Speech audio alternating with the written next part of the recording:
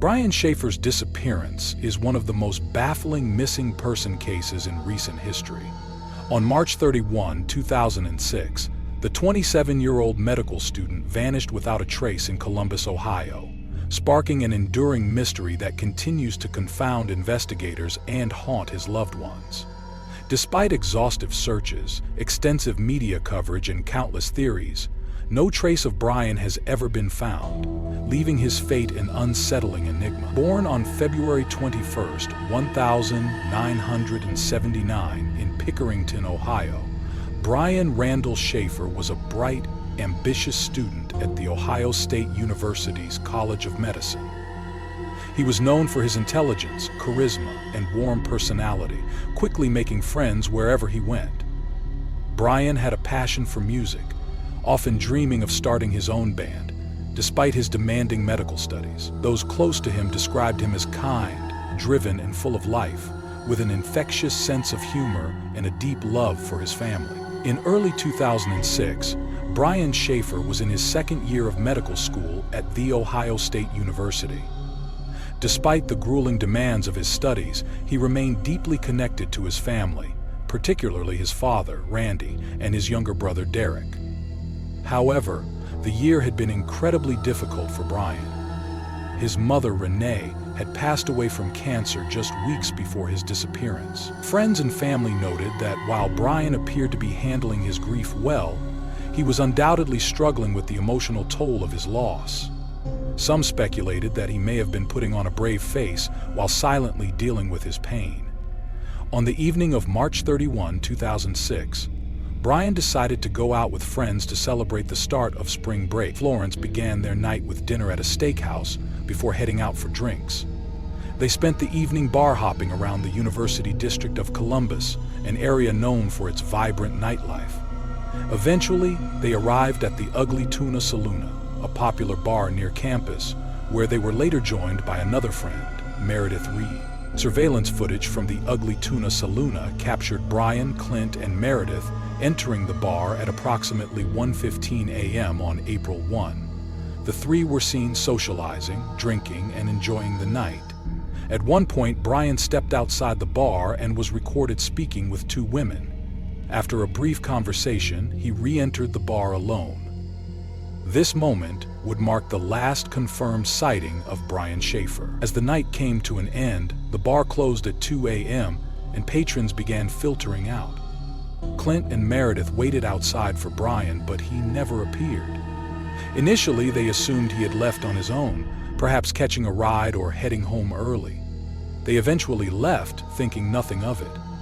However, concern quickly grew when Brian failed to answer calls or texts the following day. His girlfriend, Alexis Wagner, became especially worried. She had been trying to reach him all day, and it was highly unusual for Brian to ignore her. The two had planned to leave for a romantic vacation in Miami on April 3, and his silence was completely out of character. By April 2, with no sign of Brian, his friends and family reported him missing. The Columbus Police Department immediately launched an investigation, but the circumstances of Brian's disappearance quickly took a bizarre turn. Given the Ugly Tuna Saloon's location in a bustling entertainment district filled with surveillance cameras, investigators expected to find footage of Brian leaving the bar, but no footage existed. In an afternoon in early July, however, despite reviewing hours of security footage, they could not find any video evidence of him exiting through any of the main doors. This troubling discovery led police to speculate on several possibilities.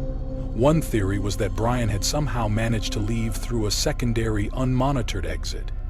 The Ugly Tuna Saloon had a back door that led to a construction site, an area not covered by cameras. Some investigators suggested that Brian may have attempted to exit through this area and encountered an accident or foul play. However, extensive searches of the site turned up no clues. The search for Brian intensified over the following weeks. Police interviewed dozens of people, including Clint and Meredith, as well as the two women Brian had spoken to outside the bar. None of these interviews produced any significant leads. Clint, who had spent the most time with Brian that night, was asked to take a polygraph test, but he refused, leading to speculation about whether he might have known more than he was letting on. Despite this, authorities never identified him as a suspect. Cadaver dogs were brought in to search the bar and its surrounding areas, but no trace of Brian was ever found. Investigators checked nearby dumpsters, hospitals, and even the Olentangy River, yet nothing surfaced. As the weeks turned into months, his disappearance only grew more perplexing. Over the years, countless theories have emerged, each attempting to explain what happened to Brian that night. Some believe he left voluntarily, choosing to start a new life elsewhere. Others suspect foul play, possibly involving someone inside or outside the bar. Another theory suggests that he was the victim of an unfortunate accident, perhaps falling into a construction pit or being injured in an altercation. Despite these possibilities, no concrete evidence has ever surfaced to confirm any of them. One of the most debated theories surrounding Brian Shaffer's disappearance is that he may have died accidentally. The back exit of the Ugly Tuna Saloona led to a construction site, which was poorly lit and full of hazards. Some theorists believe that Brian may have attempted to leave through this area, possibly falling into an open pit or being struck by construction equipment. If this were the case, his body might have been overlooked during initial searches. However, investigators conducted thorough searches of the site, including using cadaver dogs, and found no evidence to support this theory. Another possibility is that Brian voluntarily disappeared to start a new life. Supporters of this theory argue that the grief from losing his mother, combined with the stress of medical school, may have driven him to walk away. Some suggest he may have planned his disappearance in advance, possibly using a fake identity to escape unnoticed. However, Brian's loved ones strongly refute this idea. His father, brother, and girlfriend Alexis Wagoner insist that Brian was excited about his future, particularly their planned trip to Miami. He had never shown signs of wanting to leave his life behind, and there were no known financial transactions or documented evidence to suggest he had made preparations to disappear. Foul play is one of the most widely accepted theories in Brian's case. The area surrounding the Ugly Tuna Saloona, while popular for nightlife, also had a reputation for occasional crime and violence. Some believe that Brian may have encountered someone who wished to harm him, either inside or outside the bar. He could have been attacked and his body disposed of in a way that prevented detection. However, there was no surveillance footage showing him leaving the bar with an unknown person, and no reports of a struggle or altercation that night. Without physical evidence, this theory remains speculative.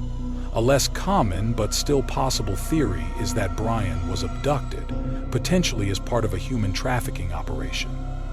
While this theory is difficult to prove, the complete lack of evidence regarding his whereabouts has led some to consider it. Human trafficking is rare in cases involving adult males, but not impossible.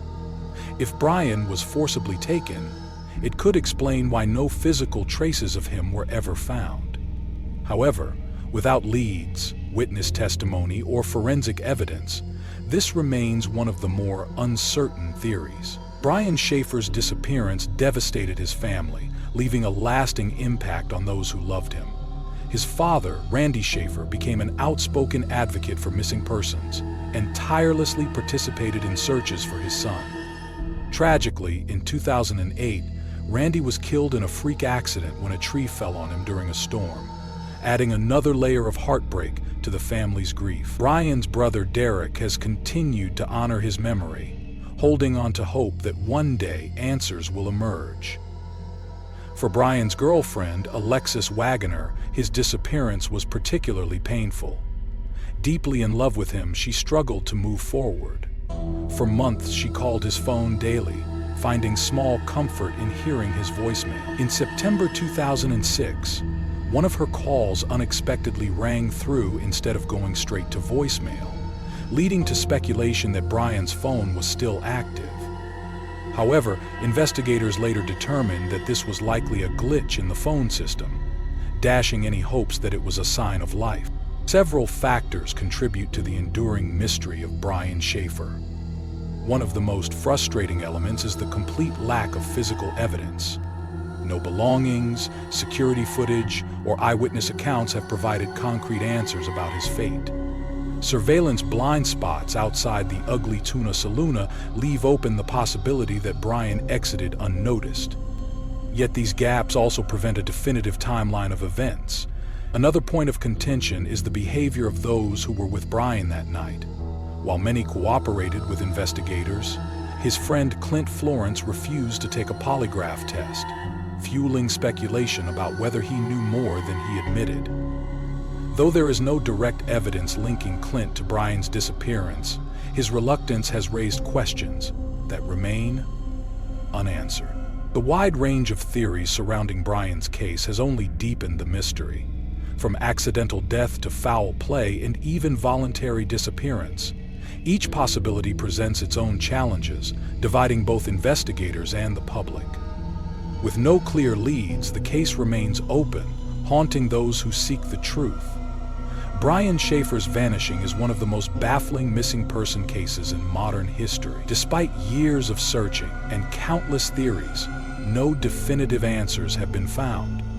For his loved ones, the lack of closure is a painful reminder of how fragile life can be. Yet, they continue to hope that one day the truth will finally come to light.